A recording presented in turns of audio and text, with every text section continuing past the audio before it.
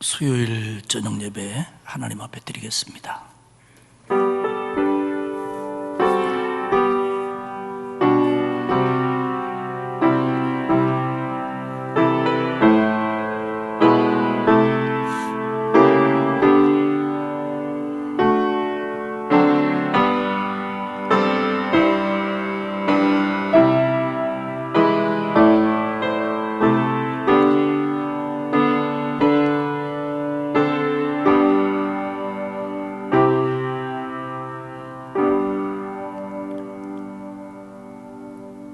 사랑과 은혜가 풍성하신 아버지 하나님 감사합니다. 예배 후 3일 동안도 하나님께서 지켜주시고 오늘도 수요일 저녁 맞이해서 하나님 앞에 예배드리게 하시니 고맙습니다. 진심을 다하여 예배하는 주의 백성들에게 은혜를 내려주시고 하나님의 임재를 통한 감동이 우리에게 은혜가 되며 새 힘이 되며 회복이 되게 하옵소서. 감사드리며 예수님의 이름으로 기도하옵나이다. 아멘. 546장 찬송하겠습니다. 이 찬송 부르고 최영화 권사님 기도하시겠습니다.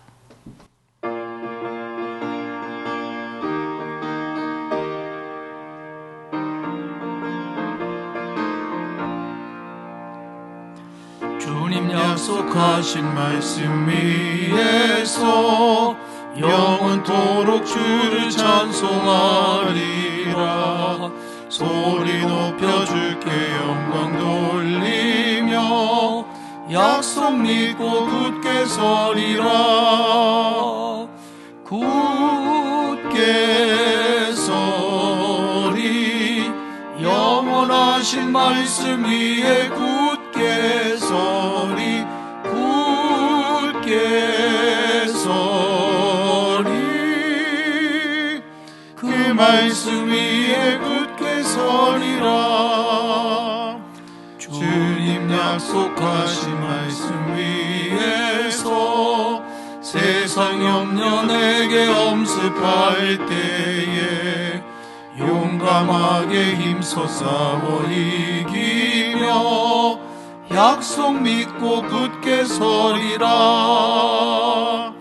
굳게 서리 영원하신 말씀 위에 굳게 서리.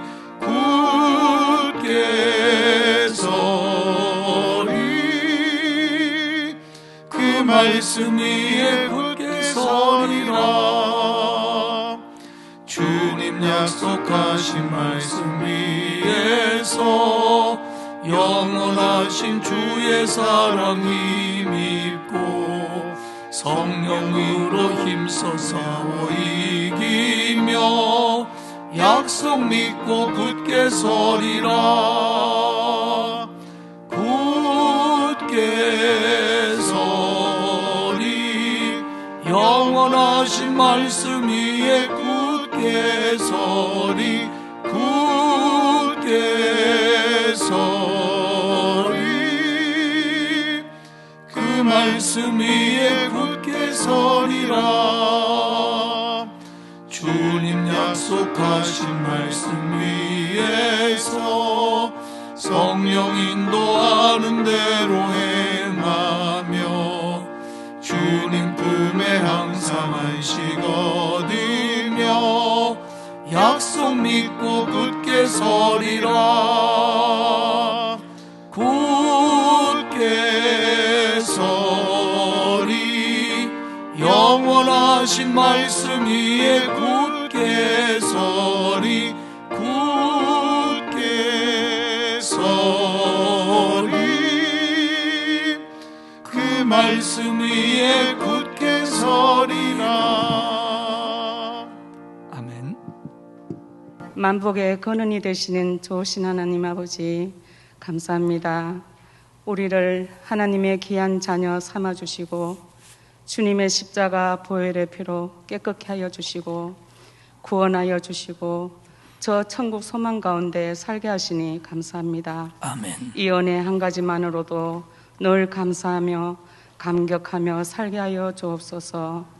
3일 동안 세상 가운데 지켜주시고 이 시간 주님 앞에 예배드리게 하시니 감사합니다. 아멘. 진정과 신령으로 예배하게 하시고 하나님의 귀한 말씀으로 하나님의 뜻을 깨닫는 시간 되게 도와주시옵소서. 아멘. 올해 우리 강서교회 표어로 주신 하나님의 말씀을 다시 묵상하며 그 말씀 순종하며 기도합니다. 주의 손이 그들과 함께 하심에 수많은 사람들이 믿고 주께 돌아오더라. 코로나19로 평범한 일상이 얼마나 감사하고 행복하고 소중한 삶이었는지 다시 한번 깨달으며 그동안 감사하지 못하고 사랑하지 못하고 기도하지 못하고 바쁘다는 핑계로 하나님께 예배드림을 우선순위 하지 못했던 시간들을 회개하오니 긍휼히 여기시어 용서하여 주옵소서. 아멘. 올 한 해 주님께서 우리에게 맡기신 귀한 직분과 사명 잘 감당할 수 있도록 늘 성령 충만함으로 채워주시고 아멘. 우리 교회가 모두 하나가 되어서 기도합니다. 코로나19가 빨리 종식되기를 간절히 기도하며 또 나라와 민족을 위해서 또 경제적으로 고통 가운데 있는 형제 자매들, 건강으로 힘든 가운데 있는 한우들을 위해서 뜨겁게 기도하는 한 해가 되기를 간절히 기도합니다. 늘 주님 십자가 바라보며 끝까지 인내하며 달려나오게 하시고 합력하여 선을 이루어 주시는 주님을 굳게 믿고 기도할 때 주님의 위로함과 치료함과 회복함도 받아서 주님께 잘했다 칭찬받는 우리 모두 되게 하여 주옵소서. 아멘. 또 우리 교회 담임 목사님, 부목사님, 전도사님 영육간의 강건함으로 채워주시고 귀한 사명 잘 감당하게 하여 주시고 가정도 책임져 주시옵소서. 아멘. 우리 강서교회 모든 자녀들도 지혜도 잘하고 말씀으로 잘 자라서 세상에 나가서도 하나님께 영광 돌리는 큰 믿음의 자녀 되게 하옵소서. 아멘. 오늘도 담임 목사님 우리에게 하나님 귀한 말씀 주실 때 마음문 활짝 열고 아멘으로 화답하며 순종하며 우리가 만났던 사랑의 주님을 아직도 만나지 못한 많은 영혼들에게 전가하는 정인이 되게 될 수 있도록 늘 성령 충만함으로 채워주옵소서. 아멘. 감사하며 예수님 이름으로 기도드립니다. 아멘. 아멘.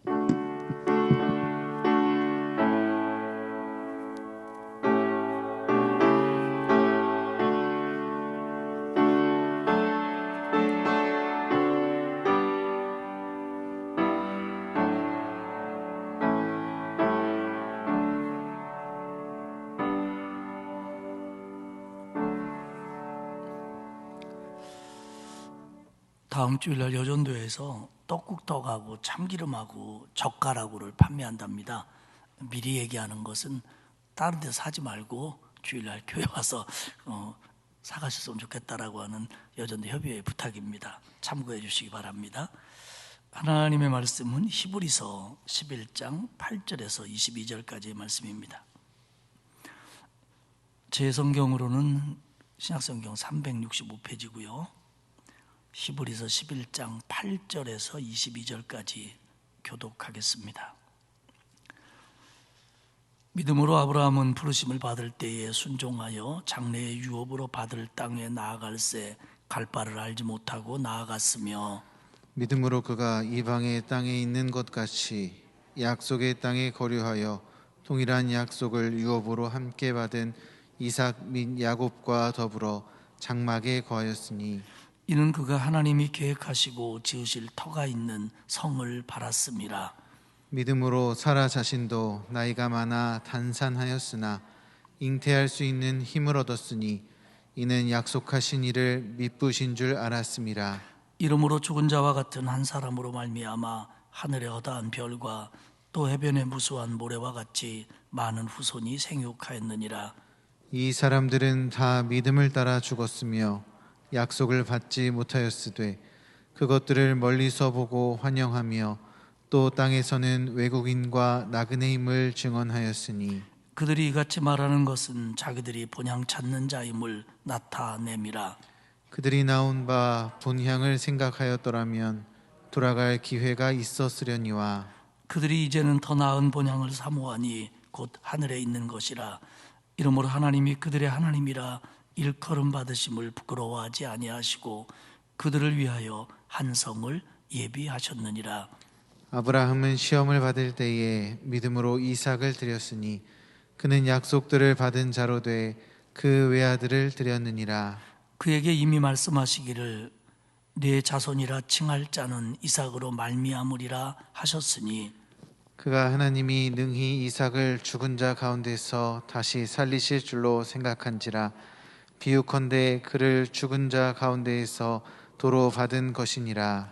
믿음으로 이삭은 장차 있을 일에 대하여 야곱과 에서에게 축복하였으며 믿음으로 야곱은 죽을 때에 요셉의 각 아들에게 축복하고 그 지팡이 머리에 의지하여 경배하였으며 같이 읽겠습니다.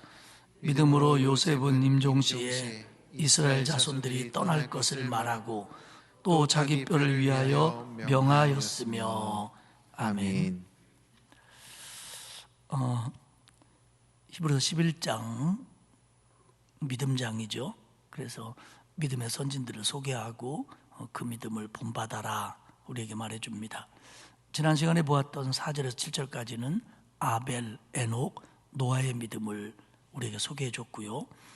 오늘 8절에서 22절까지는 아브라함, 이삭, 야곱, 요셉 이 족장들의 히브리 족장들의 믿음을 이야기해 줍니다. 그리고 아브라함 얘기할 때 팁으로 사라의 믿음까지 언급을 하지요. 먼저 생각할 것은 아브라함의 믿음입니다.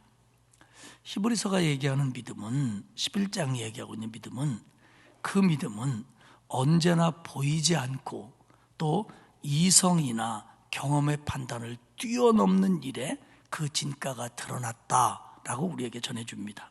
그러니까 보이지 않는 일에 또 이성이나 경험에 의해서 판단할 수 있는 부분이 아닌 그 모든 것들을 뛰어넘을 때 믿음이 필요했고 믿음의 진가가 드러났음을 우리에게 얘기해 줍니다. 믿음의 조상이라고 일컬어지는 아브라함은 그의 생애 속에서 끊임없는 믿음의 실천으로 연결되어 있음을 우리에게 보여줘요. 창세기의 얘기들을 이제 히브리서 기자가 요약을 해서 우리에게 전해줍니다. 아브라함은 믿음의 조상입니다. 육신적으로는 히브리인, 유대인, 이스라엘 사람의 조상이죠. 그러나 정말 의미는 믿음으로 아브라함과 같은 믿음을 가지고 살아가는 사람들의 영적인 조상임을 이야기합니다. 지금도 유대인들은 이 아브라함에 대해서 굉장히 긍지를 갖고 있습니다. 아브라함의 믿음에서 가장 강조되는 부분은 역시 순종입니다. 8절에 보면 믿음으로 아브라함이 부르심을 받았을 때 순종하여 장래의 유업으로 받을 땅에 나아갈새 갈 바를 알지 못하고 나아갔으며, 그러니까 오늘 히브리서가 증거하는 건 뭐냐면 아브라함의 순종은 믿음의 결과였다. 아브라함의 믿음은 순종으로 나타났다. 이렇게 우리에게 이야기를 합니다. 앤드류 머레이는 말하기를 믿음을 갖는다는 것은 순종의 학교에 입학하는 거다. 이렇게 표현을 했습니다. 그러니까 우리가 하나님을 믿는다, 우리가 믿음을 가졌다라고 하는 건 그때부터 하나님에게 순종하기 시작하는 거다. 이런 얘기입니다. 아브라함은 하나님의 부르심을 받았을 때 순종했습니다. 창세기 12장 1절에 보면 이렇게 나옵니다. 여호와께서 아브라함에게 이르시되 너는 너의 고향과 친척과 아비의 집을 떠나 내가 내게 보여줄 땅으로 가라. 이렇게 하나님이 아브라함을 부르십니다. 그런데 그때 아브라함이 순종을 합니다. 그런데 이때 아브라함의 나이가 70세입니다. 우리보다 물론 더 많은 나이 먹을 때까지 오래도록 살았습니다마는 그래도 그때도 70이라는 나이는 새로운 도전을 하거나 모험을 하거나 변화만을 추구할 수 있는 나이는 사실 아닙니다. 그러니까 쉽게 뭔가를 좀 결단하고 변화를 추구할 나이가 지났다는 거예요. 그런데다가 하나님의 부르심 가운데 핵심이 뭐냐면 떠나라는 겁니다. 출생지를 떠나라, 고향과 집을 떠나라, 친척들과 사랑하는 사람들을 남겨두고 떠나라. 이게 70이나 된 사람에게 쉬운 일은 아니에요. 그런가 하면 떠나라고 하는 거의 목표에 대해서 굉장히 불확실합니다. 보면은 장래의 유업으로 받을 땅에 나아갈새 갈 바를 알지 못하고 갔어요. 8절에 보면 갈 바를 알지 못하고 갔어요. 그리고 창세기 12장 1절에서도 분명히 뭐라고 하냐면 내가 네게 보여줄 땅으로 가라. 자, 너한테 이렇게 설명해 주니까 보여줬으니까 거기로 가라. 혹은 갈 바를 알게 해줬으니까 거기로 가라가 아니고 갈 바를 알지 못할 때 보여주지도 않았는데 가라는 겁니다. 그러니까 불확실한 것을 위해서 확실한 것들을 버리라는 거예요. 지금 하나님 명령은 불확실한 미래를 위해서 지금 확실히 눈에 보이고 붙들고 있는 것들을 포기하라는 겁니다. 갈 바를 알지 못하고 보여준 땅이 아니라 보여줄 땅으로 가라. 오래된 터전과 결속을 끊어야 되는 거예요. 그리고 지금 아브라함의 삶 속에서 이제 육체적으로 긴 여정을 예고하고 있습니다. 그 당시, 요즘은 뭐 여행 가는 거 즐겁지만 이 당시에 여행이라는 건 굉장히 힘든 일이고 더 문제가 뭐냐면 안전하지 못하다는 거예요. 여기를 벗어나면 뭐 법도 질서도 이런 것도 없을 때라 어떤 해를 당할지 모르는 그런 상황이에요.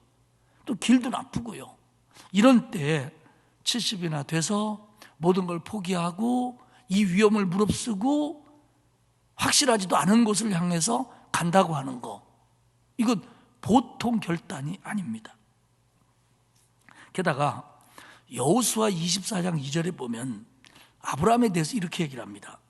너희의 조상 곧 아브라함의 아버지 나홀의 아버지 데라가 강 저쪽에 거주하여 다른 신들을 섬겼으니, 그러니까 아브라함의 아버지와 아브라함의 가족들이 우상을 숭배했다는 겁니다. 그때만 해도 그 동네는 큰 도시예요. 안정된 도시예요. 거기서 아브라함이 70세가 될 때까지 얼마나 적극적이었는지 소극적이었는지 모르지만 이방신의 문화 속에서 살았고 우상을 숭배하는 가족들 틈에서 살았다는 거예요. 물론 그래서 이제 하나님이 거기를 떠나도록 하셨지만, 그러나 거꾸로 생각하면 그런 문화 속에서 살다가 하나님의 음성을 듣고 불확실한 것을 붙들고 나아간다는 게 이게 보통 힘든 일이 아니라는 거예요. 근데 사도행전 7장 2절에 보면 이 부분을 설명하면서 뭐라고 하냐면 이렇게 얘기해요. 아브라함이 메소포타미아에 있을 때에 영광의 하나님이 그에게 보여. 그러니까 70이 되었고 가족들과 결속되었고 이방신에 쪄들었고 이방 문화 속에 자리 잡고 있는데 영광의 하나님이 나타나서 아브라함에게 은혜를 주면서 내가 지시할 땅으로 가라, 보여줄 땅으로 가라, 이렇게 말씀하셨다는 거예요.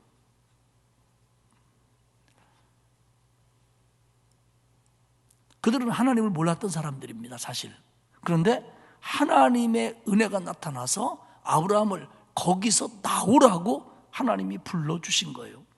그런데 놀랍게도 아브라함은 믿음으로 순종을 합니다. 장래의 유업으로 받을 땅으로 나아갔다는 거예요. 어딘지는 모르지만, 갈 바를 몰랐지만 하나님이 가라는 대로 갔다는 겁니다. 도대체 무슨 생각으로 그렇게 했는지, 아브라함은 무슨 배짱이 그렇게 있었는지, 히브리서 11장은 그것을 아브라함의 믿음이라고 이야기합니다. 좀 뭐 아브라함 얘기 우리 잘 알잖아요. 저도 뭐 수없이 설교했고 수없이 읽은 본문들인데, 제가 오늘 히브리서를 읽으며 또 창세기를 왔다 갔다 읽으면서 한번 아브라함의 입장에 다시 한번 되봤어요. 이게 보통 일이 아니에요. 나이 70에 그걸 던져버리고 저 불확실한 걸 잡으려고 이런 환경 속에 살다가 거기로 간다고 하는 거, 그 시대에, 그 나이에, 그때에, 아이고 이게 보통 일이 아닙니다. 그러니까 여러분, 결국 8절이 강조하는 건 뭐냐면요, 아브라함은 순종했다는 겁니다. 마음으로 동의했어요. 그리고 나아갑니다. 행동으로 옮겼다는 거예요. 결국 믿음이라는 건 뭐냐, 이 두 가지가 합쳐질 때 믿음입니다. 마음으로 동의하고 행동으로 옮기는 것. 사실은 마음으로는 믿으면서 행동으로 옮기지 못하는 경우가 얼마나 많은지 모릅니다, 우리가. 근데 아브라함은 순종하여 나아갔습니다. 마음으로 동의하고 행동으로 옮겨요. 여러분, 사실 믿음이라는 건요, 하나님의 은혜입니다. 하나님의 선물입니다. 그 메소포타미아에서 이방 도시에서 살던 그런 가족 틈바구니에 있던 70세의 아브라함이 하나님의 은혜가 임했고, 사도행전의 얘기처럼 하나님, 영광의 하나님이 나타나셔서 그가 믿음을 갖게 됐다는 건 이게 얼마나 큰 축복입니까? 그러니까 믿음은 하나님이 주신 선물이에요. 아브라함이 믿음 가지려고 뭐 공부했거나 연구했거나 신학교를 다녔거나 그런 거 아니잖아요. 그 동네 사는데 영광의 하나님이 아브라함에게 나타나셔서, 하나님이 택하셔서 아브라함에게 믿음을 준 거예요. 그러니까 믿음은 바울의 표현처럼 하나님의 선물입니다. 그런데 그 믿음은 사람의 행동과 더불어 역사하십니다.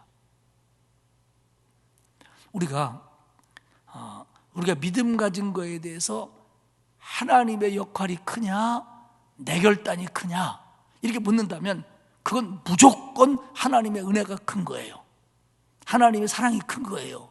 그러나 그거에 비해서는 작지만, 내가 믿음으로 살아가게 되고 믿음으로 움직이는 데는 나의 결단, 나의 순종도 빼놓을 수는 없다는 거예요.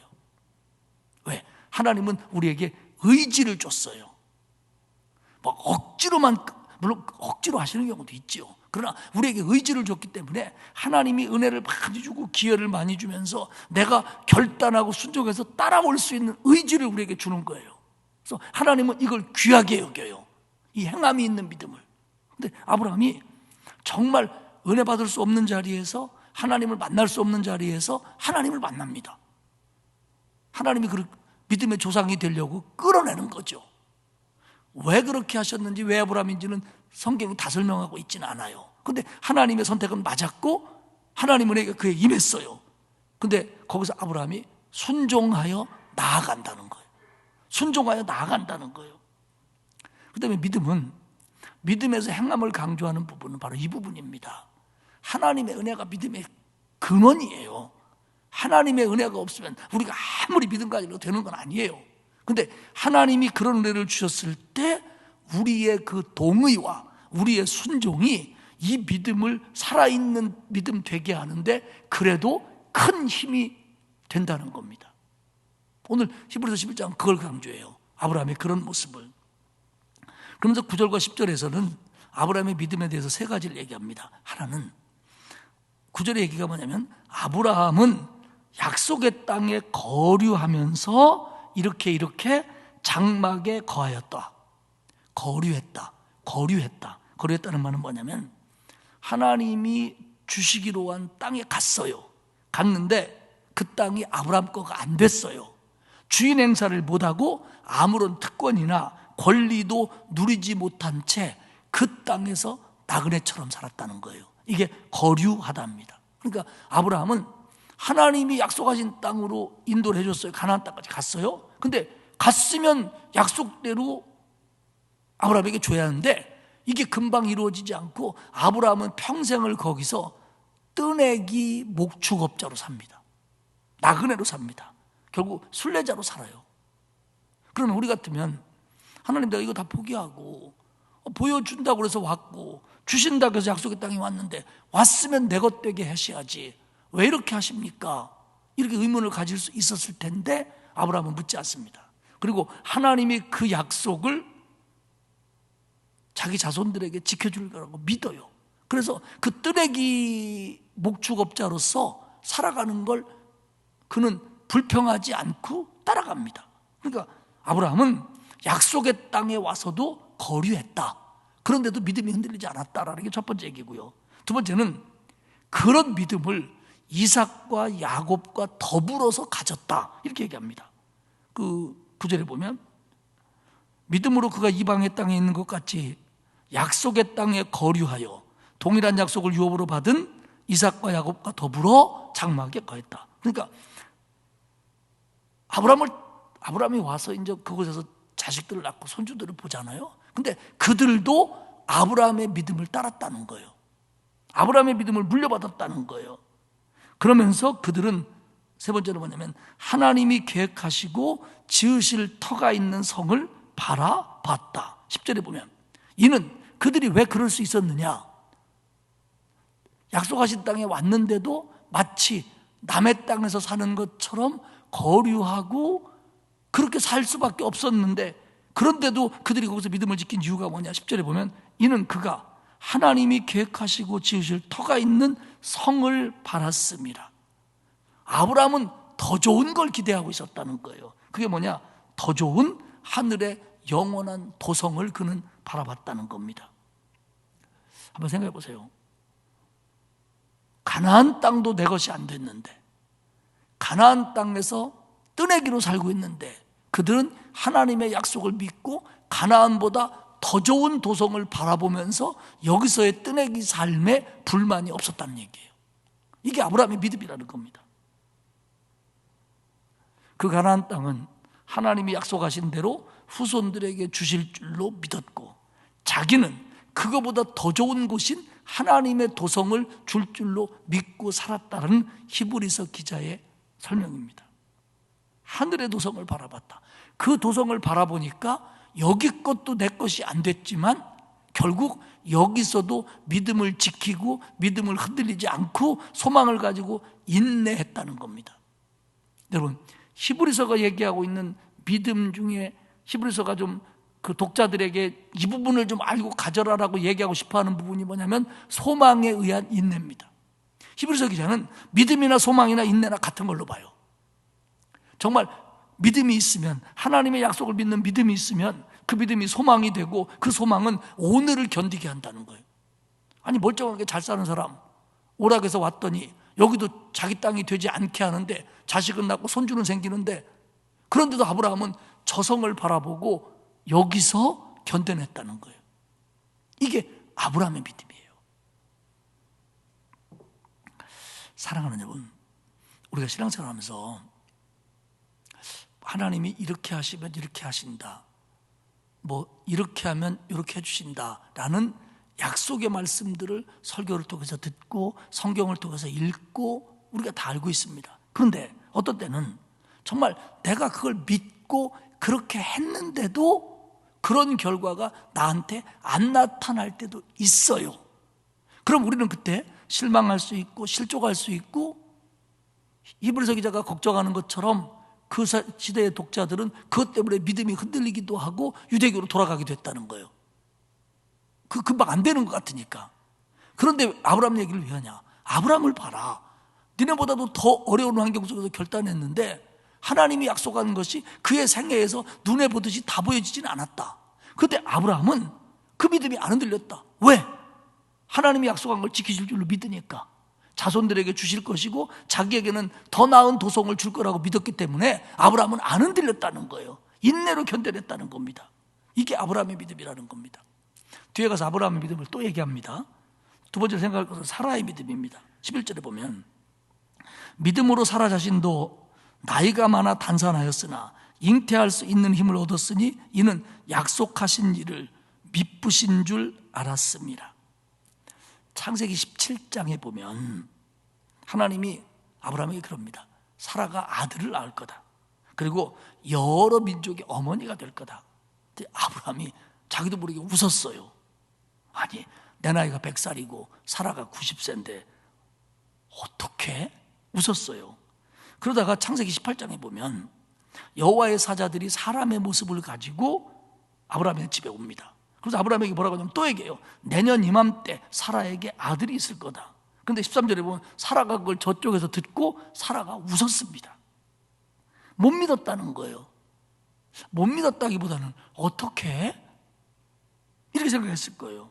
왜냐하면 지금 아브라함과 사라의 경험과 상식으로는 자기들이 아기를 가질 수가 없는 거예요. 사라는 생리가 그쳤고요, 지금 나이가 몇 살이냐는 거예요. 그리고 여태 없었는데, 여태 없었고 이제는 생산할 능력도 없고 그렇게 사는데, 아이고 하나님 동안. 그런데 보세요, 사라가 잉태할 수 있는 힘을 얻습니다. 여러분, 이삭은요 성령으로 잉태가 된 게 아니에요. 사라가 잉태할 수 있는 힘이 생겨요. 그런데 그 힘이 어떻게 생겼냐? 이는 11절에 보면 약속하신 이를, 하나님을 미쁘신 줄, 신실한 줄, 하나님은 약속을 지키는 능력이 있다는 걸 알았기 때문이다. 하나님의 약속을 믿었기 때문이다, 이런 얘기입니다. 그러니까 아브라함과 사라가 아기를 가질 수 없었고 여태 못 가졌는데, 갖게 된 것은 하나님이 주신다고 했을 때 하나님은 그 약속을 지키는 분이라고 믿었기 때문에 그들에게 아기가 생겼다, 이런 얘기입니다, 여러분. 그러면서 그 결과가 어떻게 되느냐? 요 애기 하나 정도가 아니에요. 12절에 보면 이러므로 죽은 자와 같은 한 사람으로 말미암아 하늘의 허다한 별과 또 해변의 무수한 모래와 같이 많은 후손이 생육하였느니라. 사라의 믿음의 결과는 열매로 이어졌어요. 열매로. 그러니까 보세요, 하나님이 아브라함에게 약속한 것을 아브라함 대해 주신 것도 있죠. 이삭 같은 경우는 아브라함 대해 주신 거예요. 그러나 가나안 땅이 네 땅이 되리라, 이건 자손들에게, 결국 궁극적으로 가나안 땅이 아브라함 자손이 땅이 되는 건 뭡니까? 결국 출애굽해서 요단을 건너 여호수아가 가나안 땅을 정복할 때 이루어집니다. 그때까지 가나안 땅은 아브라함 자손의 땅이 아니었어요. 살기는 살았어도, 물론 뭐 애굽으로도 갑니다만은. 근데 그럼에도 불구하고 그렇게 자손들에 의해서 이루어질 줄 믿고, 어떤 것들은 자기대 이루어질 줄 믿고, 그러나 이거보다 더 중요한 건 뭐냐? 이거보다 훨씬 더 소중한 것을 자기에게 줄 줄로 믿었다는 거예요. 하늘의 도성을. 이게 아브라함의 믿음이었고 사라의 믿음이었다는 겁니다. 세 번째 얘기하는 것은 아브라함의 시험입니다. 17절로 뛰어넘어서 아브라함은 뭐라고 하냐면 17절에 이렇게 얘기합니다. 아브라함은 시험을 받을 때의 믿음으로 이삭을 드렸으니 그는 약속들을 받은 자로 돼 그 외아들을 드렸느니라. 그리고 요것만 가지고 얘기하면 아브라함은 그 하나님이 시험하실 때 믿음으로 이삭을 드렸다. 근데요, 그 창세기 22장 2절에 보면 하나님 뭐라고 얘기하면 사랑하는 독자 이삭을 데리고 모리아 땅으로 가라. 그리고 내가 너에게 일러준 한 산에서 그를 번제로 드려라. 그러면 번제라는 건 뭡니까? 짐승을 잡아서 죽여서 드리는 겁니다. 이게 하나님이 요구해요. 이삭을 번제로 드려라. 그러면 오늘 17절에서는 아브라함이 이삭을 드렸다, 이렇게 얘기합니다. 외아들을 드렸느니라. 드리려고 했느니다가 아니에요. 드렸느니라. 그러면 이 말이 모순을 갖지 않으려면 아브라함은 정말 이삭을 잡아서 번제로 하나님 앞에 드렸어야 이 문맥이 서로 상충되지 않는 거예요. 그런 뭐냐면 하나님이 드렸다고 인정해 준 거예요. 그리고 아브라함의 마음은 진짜 드린 거예요. 그러니까 이 포인트를 놓치면 안 됩니다. 이삭은 그 하나님이 약속하신 것을 믿는 아브라함에게 하나님이 주신 증표 가운데 하나가 이삭입니다. 네 자손이 하늘의 별처럼 땅의 모래처럼 많게 해주겠다. 그리고 사라에게서 난 자식이어야 된다. 그러면 이 이삭을 데려가는 것은 하나님이 자기 모순이에요. 하나님이 약속한 것을 줬다가 그것을 없애는 거나 똑같아요.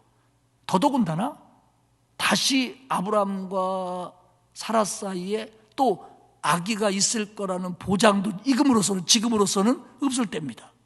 그러니까 약속의 자식인데 이게 하나님이 약속하시는 것이 이루어지는 증거인데 얘를 번제로 드려라? 이건 아브라함이 무슨 믿음으로 순종하느냐 못하느냐를 떠나서 그 이전에 당위성이 부족해요. 아니 하나님, 이게 말이 됩니까? 하나님 뭐 착각하시는 거 아닙니까? 얘가 하나님이 약속하신 그 애예요. 얘가 자라나고 애도 많이 낳고 이렇게 해야 하나님 약속이 이루어지는 거예요. 그래서 얘를 죽이라니요? 얘를 번제로 드리라니요? 말도 안 되죠. 충분히 이럴 수 있었을 거예요. 근데 19절에 보면요, 놀라운 건 그가 하나님이 능히 이삭을 죽은 자 가운데서 다시 살리실 줄로 생각한지라. 다시 읽을게요. 그가 하나님이 능히 이삭을 죽은 자 가운데서 다시 살리실 줄로 생각한지라. 비유컨대 그를 죽은 자 가운데서 도로 받은 것이니라. 그러니까 아브라함의 마음에 아이고, 내가 하나님 지금까지 교제해봐서 아는데 다 뻔히 알아.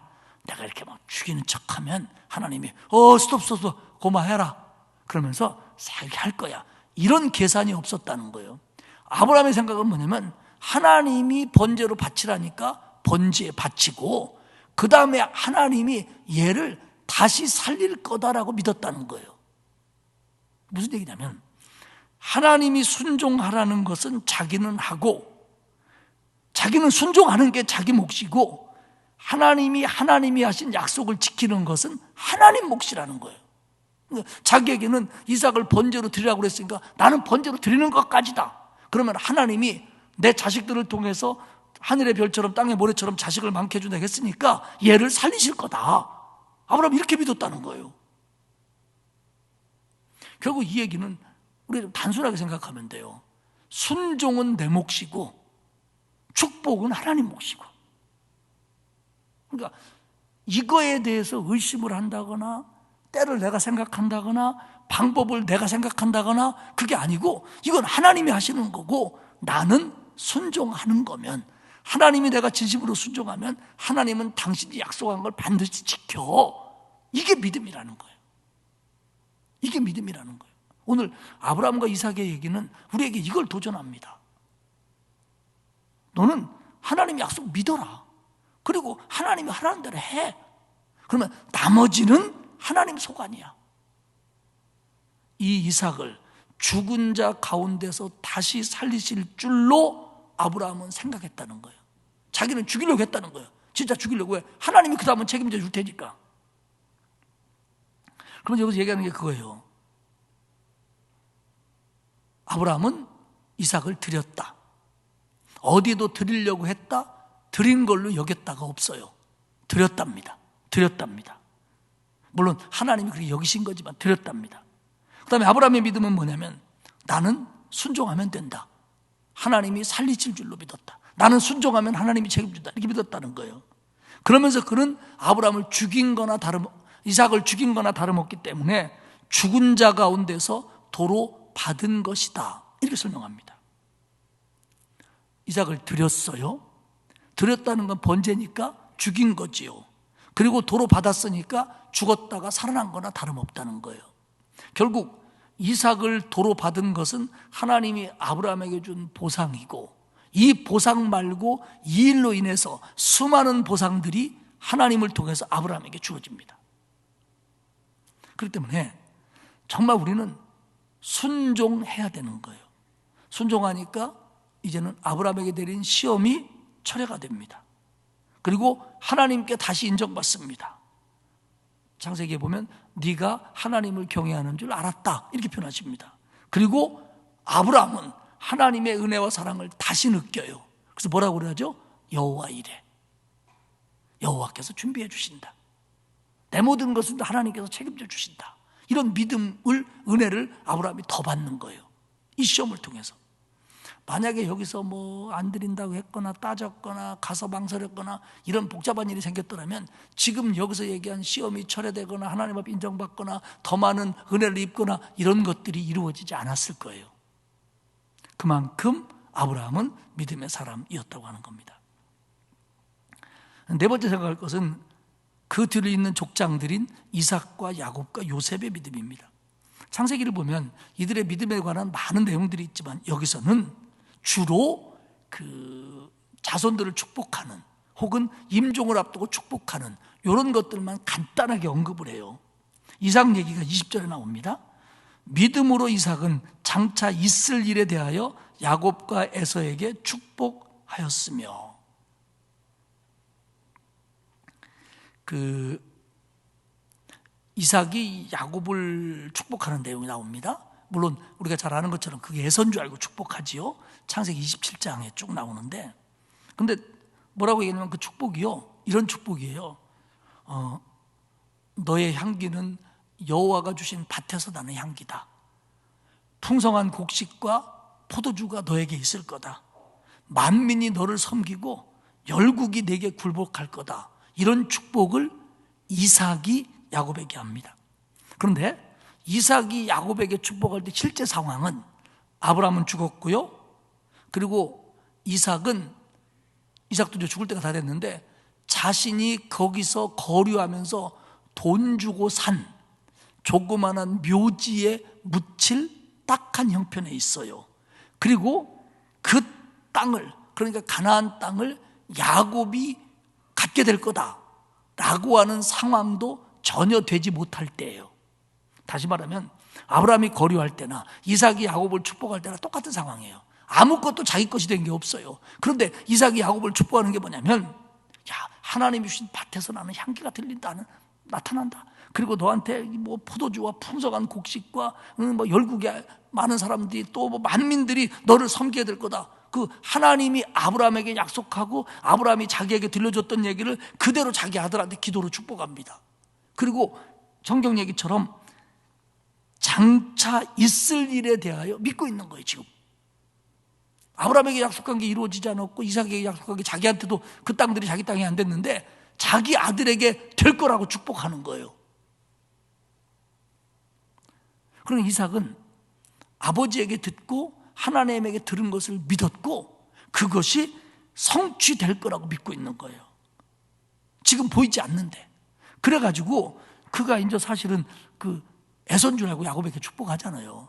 나중에 에서가 와갖고 난리 났죠. 막, 응? 아버지 이거 과정이 잘못됐기 때문에 이거 결과가 잘못된 겁니다. 그러니 무효하시고 다시 축복해 주십시오. 그런데 야곱이 못 바꿔요. 왜?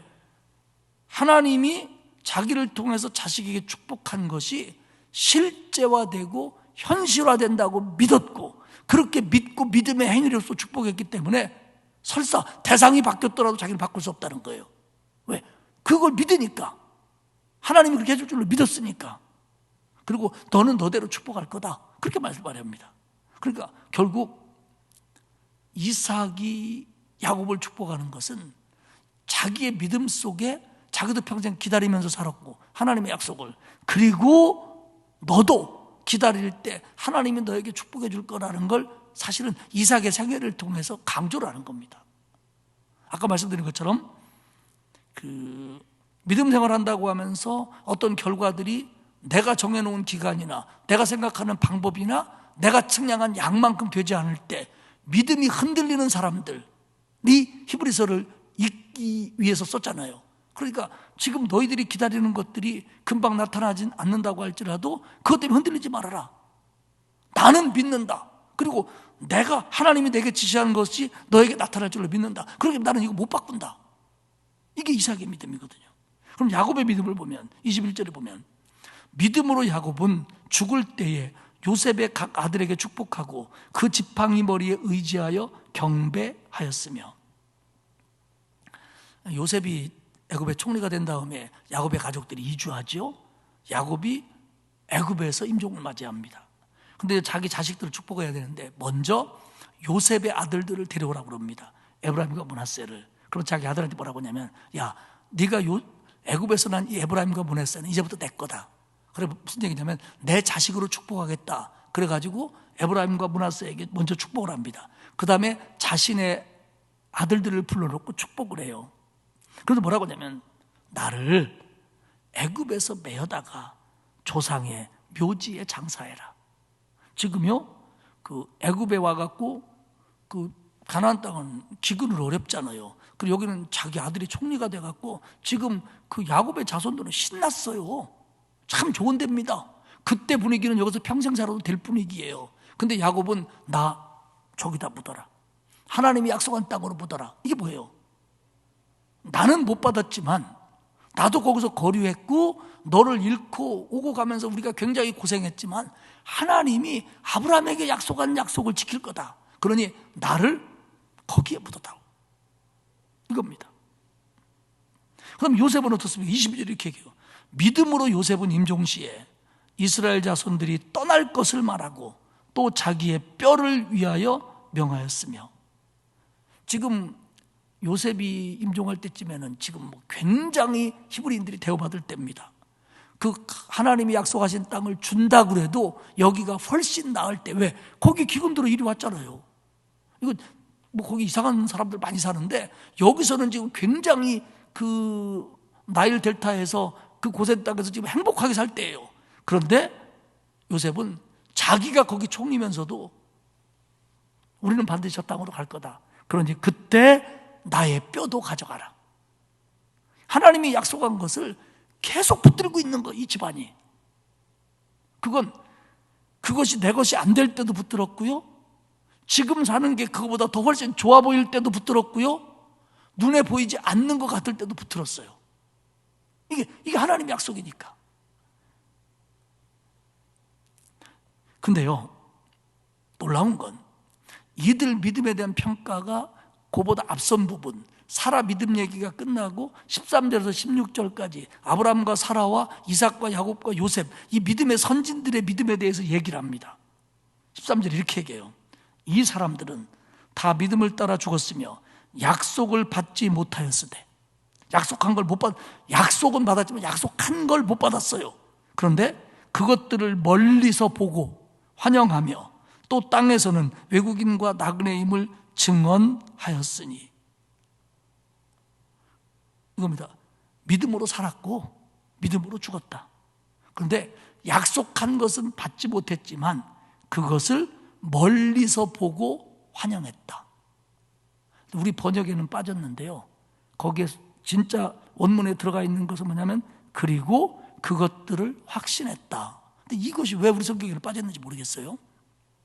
영어 성경에는 들어있는 것도 있고 빠져있는 것도 있어요. 그러니까 그들이 여기서 약속을 못 받았는데 멀리서 보고 그걸 환영했고 확신을 했다는 거예요. 하나님이 줄 줄로.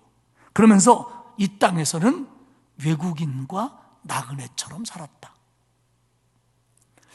결국 아브라함과 이 믿음의 족장들은 이 땅에 사는 동안 하나님이 주신 약속을 붙들고 소망을 가지고 살았다는 거예요. 그리고 그 소망은 어떤 환경 속에서도 인내하게 해줬고, 두 가지를 믿은 거예요. 하나는 내가 이렇게 해서 멀리서 보는 것처럼 지금 내 거가 안 됐지만 하나님이 자신들에게 자손들에게 줄 것이라고 확신을 했고요, 자신에게는 더 좋은 걸, 진짜를 줄 거라고 믿었다는 거예요. 14절입니다. 그들이 이같이 말하는 것은 자기들이 본향 찾는 자임을 나타냅니다. 본향을 찾는, 떠나온 고향을 찾는 사람들이라는 거예요. 그들이 15절 나온 바 본향을 생각했다면 돌아갈 기회가 있었으려니와. 그러니까 만약에 그들이 그 거주지를 찾고 본향을 찾는데 자기들이 과거에서 왔던 곳을 찾았다면 갈 수 있었을 것이다. 아브라함의 경우 그 갈대아 지방, 세월이 지나면서 아직도 건강했고 방법도 있고 물질도 있고 가족도 있고 시간도 있어서 그 자기가 돌아갈 때를 자기 고향이라고 생각했다면 가구도 남을 수 있었다. 아브라함은 가구도 남을 수 있었다. 그런데 그들이 안 간 이유는 뭐냐? 16절에 그들이 이제는 더 나은 본향을 사모하니 곧 하늘에 있는 것이라. 아브라함이 자기 고향으로 돌아가지 않은 것은 아브라함이 가고 싶어하는 곳이 따로 있었다는 거예요. 그게 어디냐? 하늘에 있는 곳이라는 거예요. 하늘에 있는 도성을 바라봐. 그러니까 그 도성을 바라보면서 흔들리지 않으니까 여기 거가 지금 내 때에 내 거가 안 돼도 그렇게 실족하지 않는 거예요. 지금 눈에 보이는 것들이 하나님 약속까지 했고 내가 믿었는데 내 손에 안 잡힌다고 해도 그거 가지고 흔들리지 않는 거예요. 왜? 저게 있으니까. 더 좋은 게 있으니까. 그래서 이러므로 하나님이 그들의 하나님이라 일컬음 받으심을 부끄러워하지 아니하시고 그들을 위하여 한 성을 예비하셨다. 이런 믿음을 가진 자들에게 하나님은 그들의 하나님이 되는 게, 그들의 하나님이라고 일컬음을 받는 것을 하나님은 부끄러워하지 않으시, 참 좋아했다는 겁니다. 그래서 하나님이 뭐라고 얘기하십니까? 나는 아브라함의 하나님, 이삭의 하나님, 야곱의 하나님, 너의 조상의 하나님이다. 하나님이 이걸 좋아하셨다는 거예요. 나중에 그 자손들에게 말할 때 나는 너네 조상 아브라함의 하나님이고 이삭의 하나님이고 야곱의 하나님이다. 저는 설교 준비하면서 그런 생각을 했어요. 나중에 우리 자식들이, 우리 손자들이 살아가는데 하나님이 음성을 들려주시든지 꿈으로 보여주시든지 아니면 그런 생각을 들게 하시든지 나는 네 아버지의 하나님이야, 나는 너네 할아버지의 하나님이야, 이렇게 애들에게 해줄 수 있다면 이것처럼 영광이 어디 있을까? 이것처럼 한번 생각해 보세요. 하나님이 아브라함을 얼마나 사랑했으면 나는 아브라함의 하나님이다 라는 말을 유대인들에게 자주 하시는 거예요. 성경 속에서 나는 너희 아버지의 하나님, 아브라함의 하나님이고 이삭의 하나님이고 야곱의 하나님이었다. 나는 너희 조상의 하나님이었다. 나중에 우리 강석교회를 다닐 우리의 후배들에게 나는 강석교회를 통해서 역사한 하나님이다, 이렇게 그들에게 나타나 주신다면, 그런 은혜를 베풀어 주신다면, 방법이 어쨌든 간에 이것처럼 우리가 영광받을 수 있는 게 어디 있어요? 하나님은 그들의 하나님이라고 일컬음 받는 걸 기뻐하셨다는 거예요. 그들의 하나님 되시는 걸 기뻐했다는 거예요. 그리고 그들을 위해서 성을 예비해 놨다는 거예요. 하나님 나라를. 아브라함이 처음으로 메소포타미아에서 사명을 받아갖고 올 때, 부르심을 받았을 때 그가 하나님 나라까지 바라보지는 못했을지도 몰라요. 약속의 땅 어딘지도 모르니까. 사실 저기도 모르죠. 갈 바를 모르고 나아가는 거고, 그리고 보여줄 땅으로 가는 거예요. 가면서 이 땅이라고 알았는데, 그러면서 하나님이 정말 데려가고 싶어하는 곳이, 하나님이 보여주는 곳이, 하나님이 주고 싶어하는 곳이 어딘지를 아브라함이 깨닫는 거예요. 여기도 기지만 이거보다 더 좋은 게 저거구나.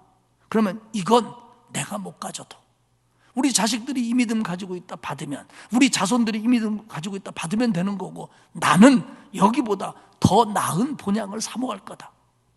그래서 하나님이 그들을 그곳으로 데려가는 거예요. 이게 이 험한 세상 속에서, 내 생각대로 안 되는 세상 속에서 소망을 가지고 인내를 가지고 믿음으로 살아간 사람들을 위한 하나님의 축복이라는 거예요. 이게 진짜라는 거예요.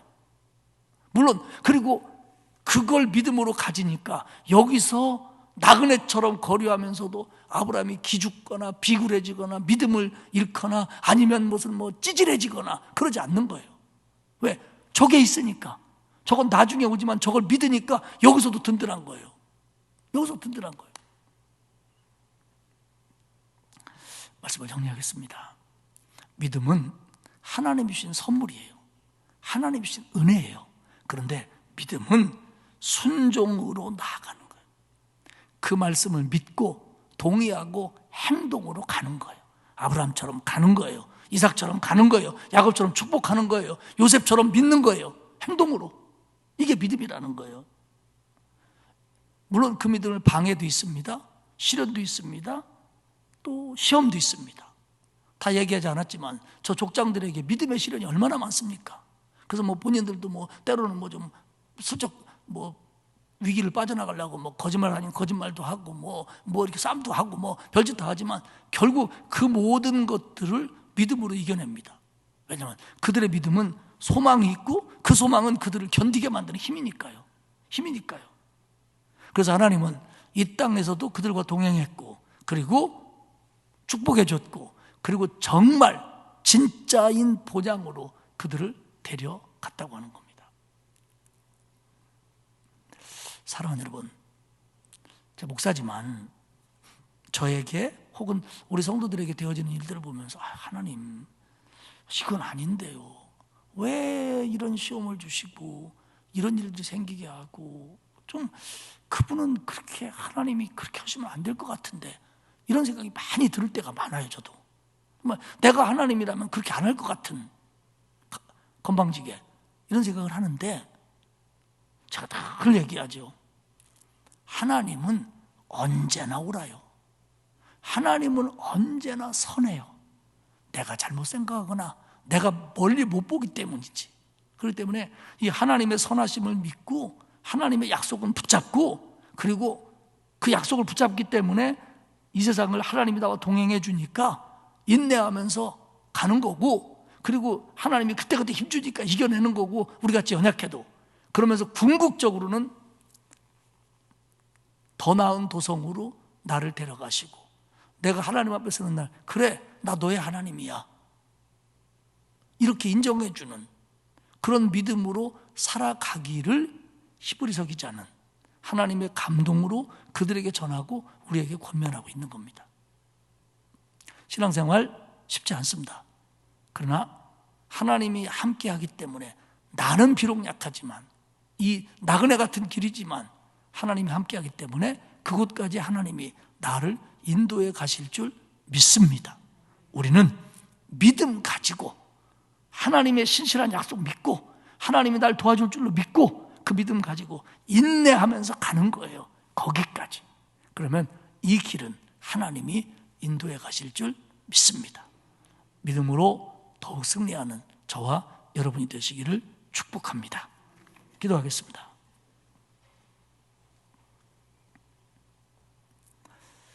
하나님 아버지, 고맙습니다. 우리에게 큰 은혜를 내려주셔서 믿음 갖게 하시니 고맙습니다. 내가 마음으로 순종하여 행동으로 나아가도록 하나님 은혜를 더하여 주옵소서. 이 세상에서 내 뜻대로 안 되고, 내 생각대로 안 되고, 내 바람대로 안 될지라도 신실하신 하나님 붙잡게 하시고, 소망이 인내를 만들어 하루하루를 견디며 믿음으로 승리하며 더 밝은 하루하루로 나아갈 수 있도록 도와주옵소서. 눈앞에 이루어지지 않는 것 같아도 그 믿음을 포기하지 않았던 선진들의 믿음을 본받아 더 기도하고 더 헌신하고 더 순종하는 우리 모두가 되도록 만들어 주옵소서. 감사드리며 예수님의 이름으로 기도하옵나이다. 아멘. 549장 찬송하겠습니다.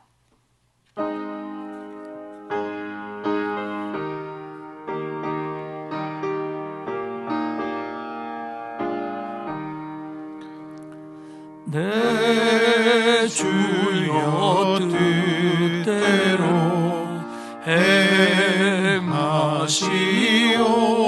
행하시옵소서. 온 몸과 영혼을 다 주께 드리니 이 세상 고락한 주 인도하시고 날 주관하셔서 뜻대로 하소서. 내 주여 뜻대로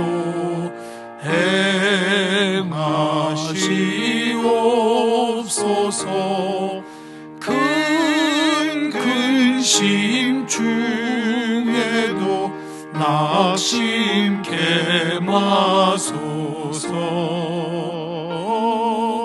주님도 때로는 울기도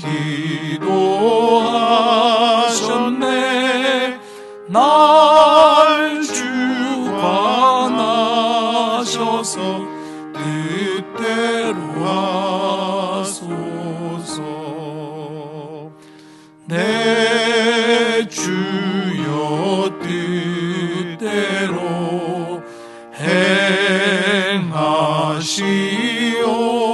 하시옵소서. 내 모든 일들을 다 주께 맡기고 저 천성 향하여 고요히 가리니 살든지 죽든지 뜻대로 하소서.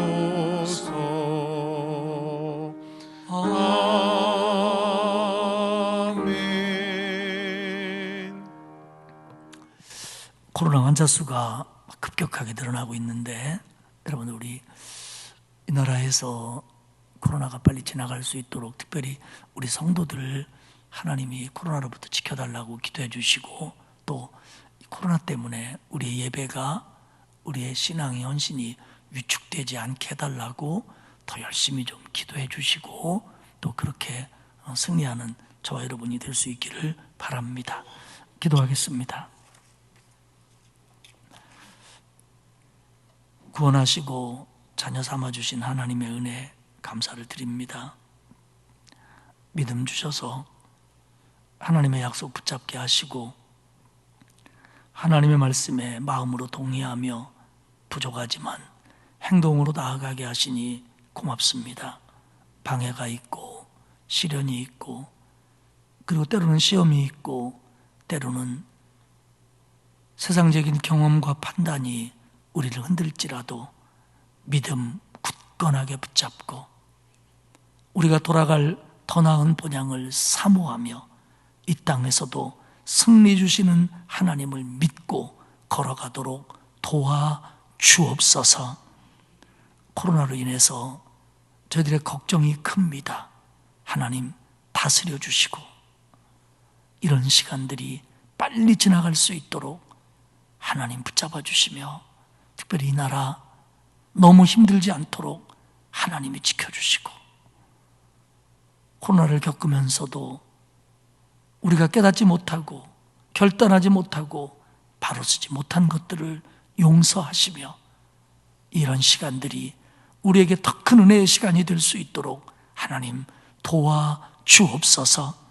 특별히 우리 성도들과 가족들, 어린아이로부터 공부하는 자녀들, 또 직장생활, 성인된 자녀들, 또 우리 성도들, 연로하신 어른들에 이르기까지 하나님 눈동자와 같이 지켜주시고 하나님이 방패되어 주시며 방어복이 되시고 또 방어막이 되어 주시어서 피난처가 되어 주시어서 막아주시고 피할 길도 열어주시고 이겨낼 수 있도록 하나님 도와주옵소서. 코로나로 인해서 직장도 손대야 하는 일도 어려움이 많은 성도들이 있습니다.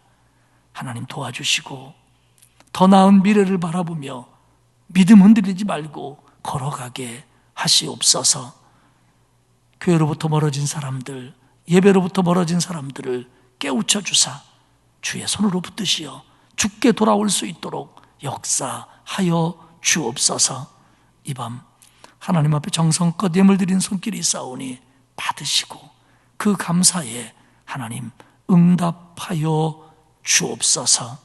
남은 한 주간도 지켜주시고 돌아가는 발걸음도 보호해 주실 줄 믿고 예수님 귀하신 이름으로 기도하옵나이다. 아멘. 하늘에 계신 우리 아버지, 아버지의 이름을 거룩하게 하시며 아버지의 나라가 오게 하시며 아버지의 뜻이 하늘에서와 같이 땅에서도 이루어지게 하소서. 오늘 우리에게 일용할 양식을 주시고 우리가 우리에게 잘못한 사람을 용서하여 준 것 같이 우리 죄를 용서하여 주시고 우리를 시험에 빠지지 않게 하시고 악에서 구하소서. 나라와 권능과 영광이 영원히 아버지의 것입니다. 아멘.